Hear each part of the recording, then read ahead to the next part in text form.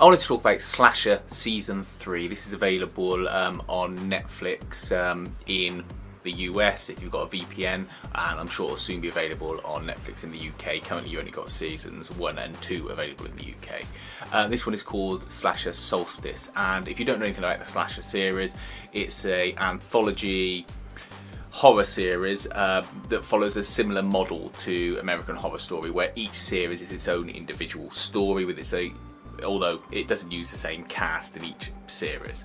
The first one was The Executioner, about a town being menaced by a hooded executioner figure. The second one was Guilty Party, which was about a group of people on a holiday resort being in the mountains being killed off one by one. And this one is about people in a apartment block, and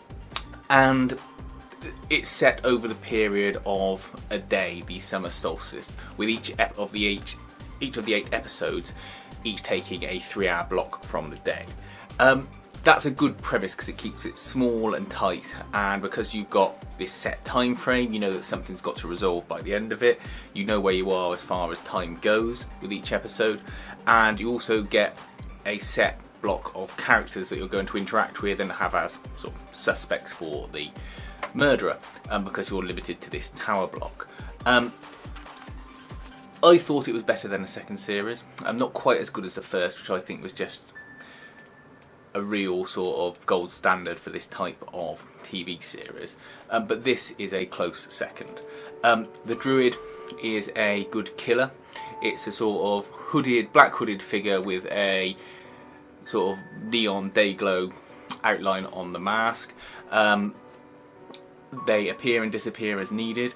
The cast of characters you've got in the building are good. They're a wide-ranging cast. You've got a sort of bigoted person with his white trash daughter. You've got a relocated refugee family who get religious hate thrown at them by certain parties.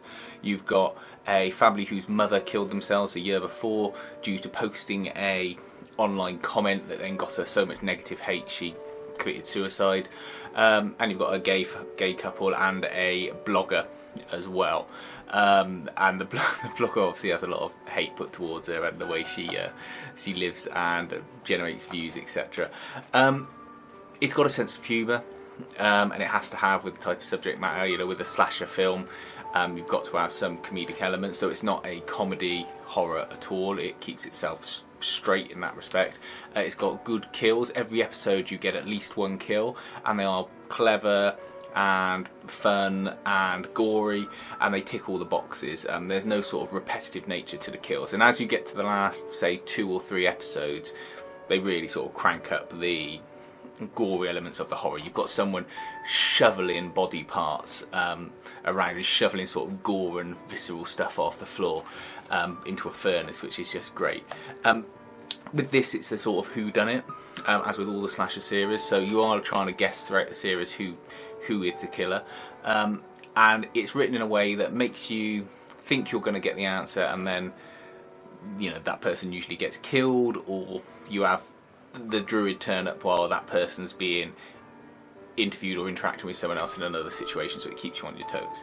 You get a partial reveal at the end of episode 7, but then there's a full reveal behind the identity of the druid and their motivations in the final episode, episode 8, and it wraps up nicely as well. The sort of end scene of it is really good. And you've got this the main character, the girl, she wears a headscarf, and you see her without it, as you would if you were her friend and house and such, under proper sort of circumstances, and they're not disrespectful in that way. But what was a nice little touch is at the very end, after they've dealt with the druid and she's out on the street, she forgets to wrap herself up, and then a boy comes along and looks at her because they're obviously in a state, and just after he leaves she suddenly remembers that she should have it on, so it's sort of a reflex action that she puts his headscarf back on. I don't know if that was an actor's choice or direction choice or it was in the script, but I thought it was just a nice little attention to detail that might have otherwise been missed if it wasn't, you know, down to one of those elements, or all of them, being up to a certain level. It's shot very flatly, it feels very televisual, but because of the way that the apartment block is laid out and the nature of the characters and the story, whilst that initially feels a little bit dull to start with, after an episode or so, you sort of get used to it and it actually fits the style of these people living in this boring, rundown apartment block, and a killer striking them. You don't want it to be glossy and overproduced and have sort of lens flares everywhere and things like that. I think it's definitely worth watching. Usually they show this on UK TV before it gets to Netflix, actually, in the UK. I know Guilty Party was on sort of one of the channels like Watch or something like that, or even Pick. So keep an eye out for it on there, but otherwise, like I said, if you've got a VPN, just watch it on Netflix US, and it's certainly worth binging because of the way it is laid out with these time blocks. It's fun and interesting to watch, and there's a bit of a commentary on society there with this woman who kills herself, and it was due to sort of trolls on the internet and things like that. I think it mirrors a bit of a story from a few years ago with a lady who posted some comment and ended up having problems with it. So yeah, Slasher Season 3, definitely worth watching if you like horror films, slasher films, or sort of American Horror Story stuff, or enjoyed the other 2 seasons.